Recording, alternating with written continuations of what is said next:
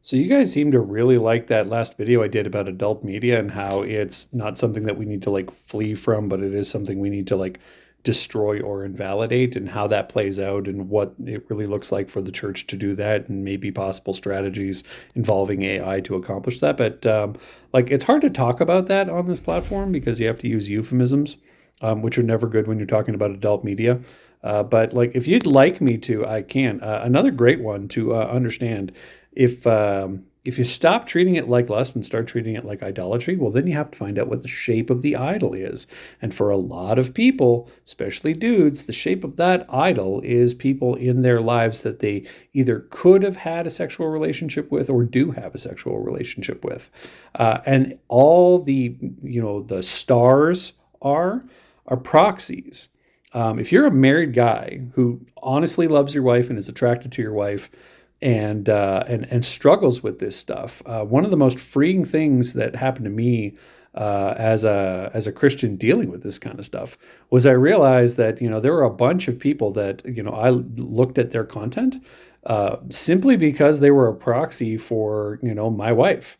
And the second I said that out loud and like named that and said, oh no, this is why I look at that content, that specific person's content is because it was a proxy, lost all power. I couldn't look at that stuff anymore, and it transitioned me out of it because like I named the sin I was committing, and it wasn't just under blanket lust, it was idolatry. I was going to that sin, that person's content, to do idolatry, not to lust, to do the idolatry of using that adult media, that person's adult media, because they resembled my wife or they acted like my wife in a certain degree. I was looking for ways to proxy myself there so that I could have a sexual relationship with this idol that this person had made, as opposed to a healthy sexual relationship with my wife.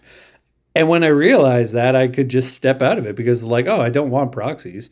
I want my wife, and it lost all allure. Like, you don't even search for it anymore because you're like, you understand it now. It's been spoken out loud. It's been said in truth, and light exposes that kind of darkness. And so, like, if you can identify that, if you can identify the proxy, like, why am I looking at this person's specific content? Why am I looking at this person, for the adult media that I'm choosing to use? Does that person remind me of anyone that, I wanted to have a sexual relationship with? Does that person remind me of anyone that I'm currently having a sexual relationship with? And you will start seeing connections like you have never seen before, and they will lose all taste to them. You won't want them anymore because you're like, this is just like second best from the real thing, and it becomes distasteful to you and you stop using them. And it's amazing what happens when you confess the sin you're actually committing as opposed to confessing it, for a sin that it's not. It becomes powerful because confession of sin is powerful. It's extremely powerful, but you do have to confess. You can't confess to murder if you're thieving.